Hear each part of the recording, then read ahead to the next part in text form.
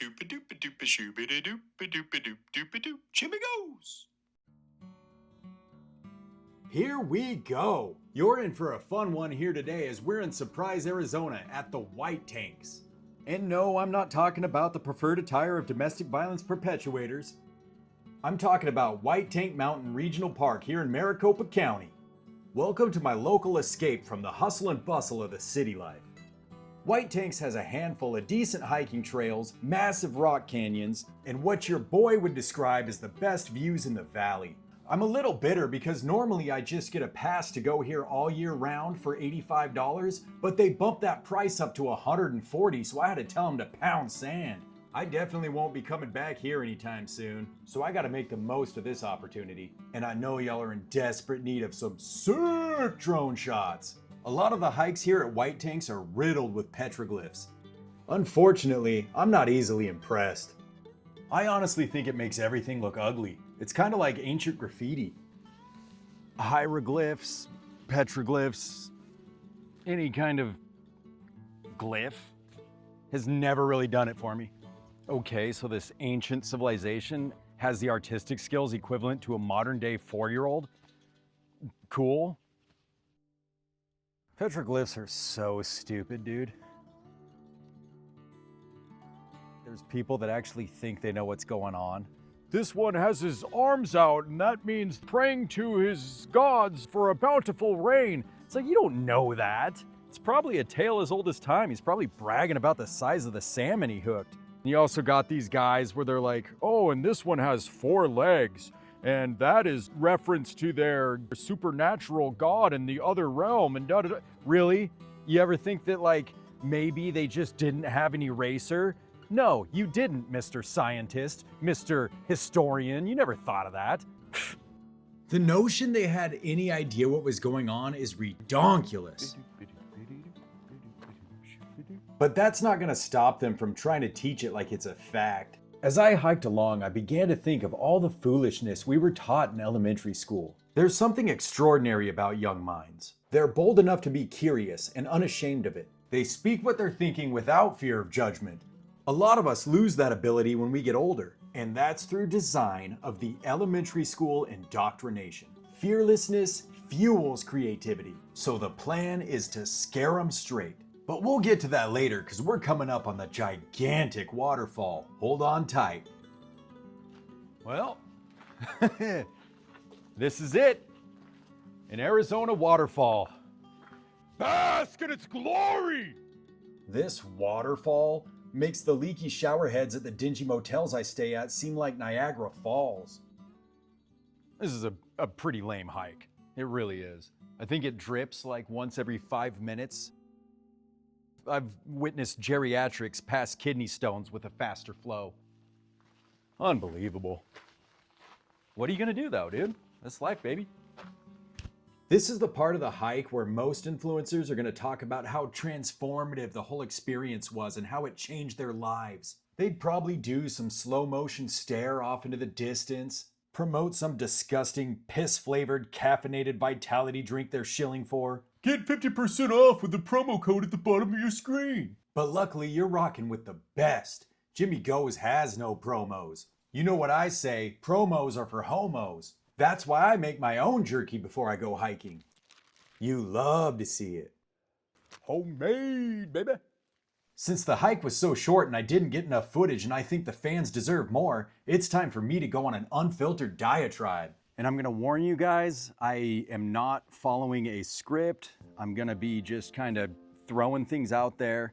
I'll probably be doing a lot of editing. I don't really know where this is going, but I do have the idea in my head. I'm not always great at articulating how to explain this to other people so they understand. So if I lose you, I'm sorry. And also, I might touch on some subjects. I know I got a lot of fans out there that have kids and stuff. So I'm gonna try to keep it PG-13, but we're probably gonna touch on subjects that aren't quite mature enough for them. Not that I'm gonna be using bad language or things of that nature, but I'm probably going to delve into subjects that are uncomfortable for children. So that's just my heads up.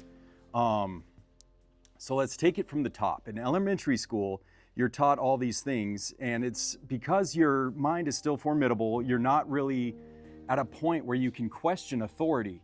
So when something is told to you, you kind of take it as truth. And I think that's why you see, you know, like kids, they always think that like magic tricks are like the coolest thing in the world. You know, you pull a quarter out from behind your ear or whatever, you know, and they're like, oh, wow, free money, cool, thanks, Grandpa, or whatever. I mean, I think you know what I mean by that. So their minds aren't made to question. They don't hear something and say, oh, well, that guy's lying to me. That's why you just kind of overload them with all this nonsense that any normal person would say, well, that obviously isn't true. So why do this to kids? And the point of it all is to instill fear. They want you scared, they want you confused. For instance, like how many of us, when we were at a young age, we're thinking that at some point in our life, we're going to catch on fire. What do you do your first week of school? You practice stop, drop, and roll because someday you're inevitably going to catch on fire. So you spend your whole childhood thinking, oh, I better remember that for the times I'm going to catch on fire in the future. Like, you can say whatever you want, but what is that doing? That's putting an image, an awful, horrific image in a child's head. So that's the thing about it. You have this fear in your heart, so you operate your whole life with an element of fear. Get them anxious and scared. Confusion makes you nervous, gets you anxious. And what does that do? That leads to doubt. And doubt is the antithesis of faith. So there you go. You know, get them anti-God right out of the gate. And I'm sure a lot of you are thinking, well, like, what do you mean? What do you mean they teach lies? Oh, to our children? No, they don't. They don't teach lies. Sure they do. Radiocarbon dating, fake. Dinosaurs, fake. Evolution, for example, fake. Space, fake and gay.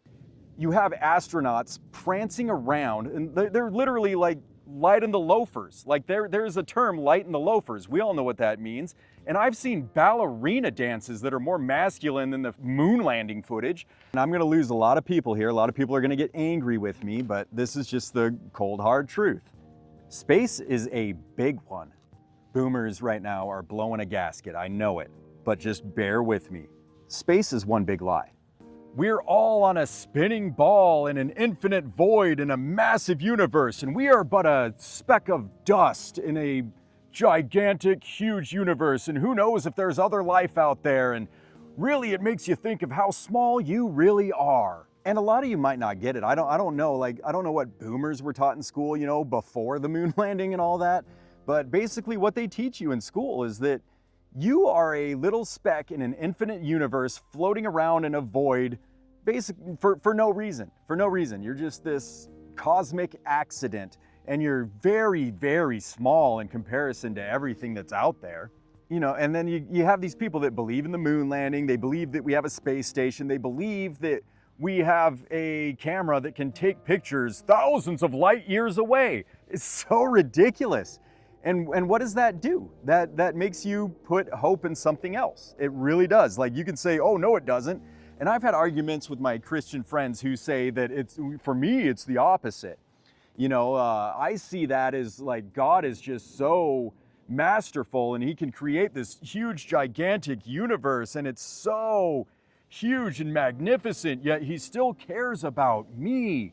Respectfully, I disagree with that. I think what it does is it shapes the minds of kids to think you're a speck of dust, you're not important, your life is meaningless. And going along with that argument, that's all fine and dandy if you are a Christian or you subscribe to the, you know, belief in a creator and all of that, but our schools are taught from a secular point of view. Therefore, I think you can negate the whole teaching space is gigantic and infinite and yada, yada, yada as anti-God. Because what does that do? That makes you think, well, I am just so small and there's just so much out there. It's just this gigantic, infinite void. With the moon landing, I think there's a direct connection to why atheism has, I'm going to say it, skyrocketed. Because I think that there's like a disconnect from God when you believe such an obvious lie. If you look at any of the video, you can tell, okay, this is obviously bullshit. You know, I think that the rise in atheism in our country is because all of us are believing this gigantic lie. And it's so obvious, but we choose to believe it. I say we, I obviously don't because I'm not a retard, but I'm saying there are people out there who legitimately think that the moon landing happened, who actually think that there's comets out there that are flying close to the earth and could smash into us and kill us all at any moment.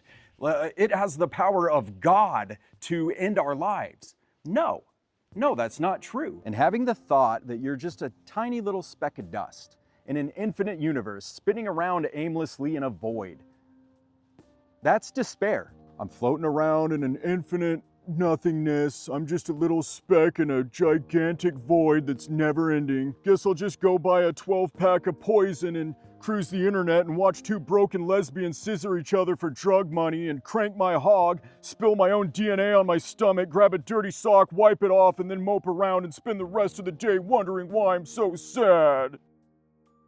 Like, dude, just get out and enjoy God's beautiful creation. He put it here for us to enjoy.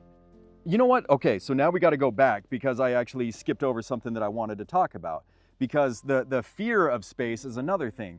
So, you know, you have people out there that think that a comet can come and hit the world and wipe us all out at any second. You know, I know plenty of people that actually believe this, follow this, and say, oh, did you hear about that comet? Oh, it could hit Earth in 2027, whatever it is, you know? And what you're doing there is you're giving space the authority that belongs to God. And to be clear, God can take your life at any moment. And I think it's hilarious that people out there actually think that they actually have control over it. You don't, none. So you have this idea that at any given moment, you know, oh, and then along with that is like the whole nuclear bomb things. Like, I'm not buying that either. It's all just fear-induced. Fear, and confusion. You know, that's why you got freaking, dare I say it? I'll probably cut that out, but I'll send it to my homies. So now you have this idea that, okay, now I need to make money. And what's another lie that they tell you? Well, if you want to make money, you need to go to college. You can't have a successful life if you don't go to college. You're just going to be flipping burgers the rest of your life if you don't go to college. And you need to be a productive member in the system, or you'll never have that success that you want. You'll never have that status, and you're in fear that, oh, well, if I don't go to college, I won't have enough money to buy a house or start a family or do the things that I want in life. I won't get the yacht and the beautiful wife to give me BJs every night. You know, like whatever it is that you're afraid of not achieving, you put your faith that God will provide it, and you put it into the system exactly as planned. And it's funny because in the midst of the confusion, you start wandering from what you know is true, because God's removed from your life more and more and more. And then you start chasing other things, whether it's drugs, getting drunk, partying, you know. And guys, I am not on some high horse, okay? I'm not sitting here preaching to you and all that. I'm guilty as the rest. I kind of view this like me wishing I could tell my younger self all the things that I didn't know then. You know, you waste so much time just, how many likes did I get on Instagram? Oh, I can't wait for the party to go get drunk. How many girls can I this summer? You know, like you have just this poisonous mentality. And all of that stems from pushing God out of your life.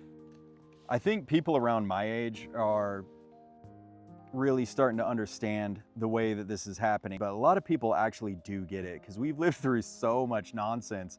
Like you look at Y2K and you know, most recently COVID, and you start to see like, oh, okay, so everything is a lie. Like none of it's true. It's all just fear-based and to push the market, to get things rolling, or to transfer money, you know, transfer the wealth and all that. So we kind of have our eyes open, but this is more for the people that don't quite get it yet, and I'm hoping that I'm at least resonating with someone out there. My advice for all this, because I'm not a despair guy, I'm really not. Like, I don't buy any of that. I think that the control over your life is like minimal. Yes, we have free will, but we don't get to decide when we go. And I really need to push this. I cannot push this enough. And this goes for all ages, because I see it across the board. You put out what you put in. So if you're feeding your heart with a bunch of nonsense, guess what's gonna come out? Nonsense. If you're sitting on Instagram and YouTube and all day, all you're looking at is all these videos of, oh, look at how stupid this feminist is, and oh, the Democrats this, and yada yada, and you're filling your mind with garbage. And when you have that garbage go in, it's going to come out. And I have plenty of friends who I adore, but they all struggle with this. It's like, hey, look what this stupid feminist said. Look at her get owned. It's like, okay, yeah, that's like, sure, what they're saying is true, but what good is that doing? And then you have these podcasts on there where they get these slutty girls on there, these broken women, and what do? Do they try to help them? No, they shame them. They just sit there and embarrass them. How is that helpful? Do you actually want to help these women, or do you get off on the idea of them being broken and you like the fact that they are getting hurt publicly? Like, that's f***ed up, dude. And the news is just awful. Every part of it. Doesn't matter what channel you listen to, doesn't matter where your loyalties lie. It's all terrible. Like, I had my dad ask me once, he said, okay, well, where do you get your news? I don't. Oh, well, you have to know what's going on. I do? Why? So I can believe more lies? Like, imagine if, like, you just sat there and watched news all day when COVID was going on. And I cannot imagine, like, the mental turmoil I would have gone through. And instead, what do? I just went over to Idaho, where you could live life like a normal human being. You wouldn't even know there was a pandemic if it weren't for, like, I don't know, several dozen boomers in town that actually wore a mask. But again, like, that's the thing, is like, they put in that fear. So what do? Okay, you put out what you put in. So, okay, I got to wear the mask because I'm going to put out what's putting in. And I've got some good friends, some ones that I really adore, some close friends, and I see them do the same thing, and it is not good for you. When you're just scrolling the internet, and it's like, you know, they'll show me a video, and sure, I agree with the sentiment of it, but it's more of filling your heart with hate. So it's like, oh, look at how dumb this feminist is. Look at this dumb purple-haired, dykey-looking chick, and look at what she's saying about whatever, you know, and what you're doing right there is just filling your heart with more hate. Like, how is that helpful? I'll tell you, it's not. Don't even give it the time of day. So what do you do instead? You get out. You enjoy God's creation, because that is what it's here for. He created this earth for us to enjoy, not to fear. And sometimes, like, you have to remind yourself of how awesome life is.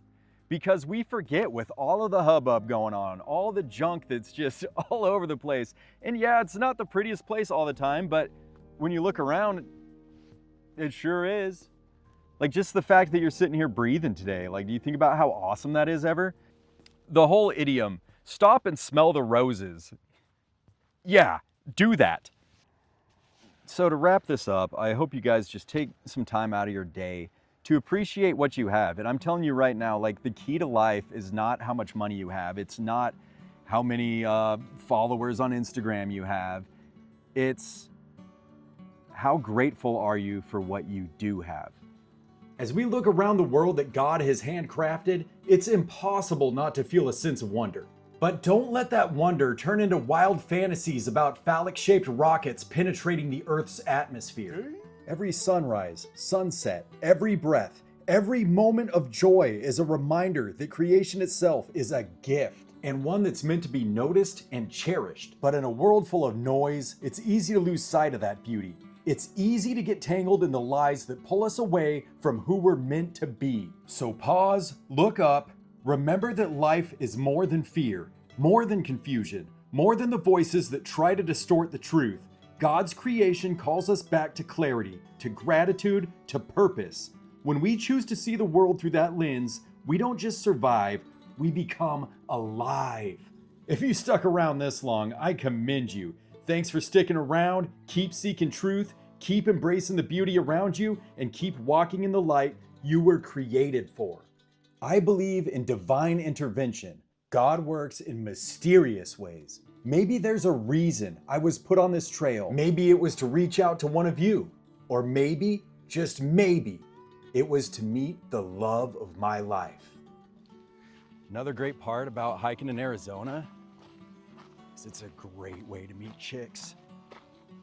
Hey, ladies. I have a boyfriend. But then again, maybe not. Well, patience is a virtue. From sun up to sundown, from white tanks to your town, Jimmy Goes is out.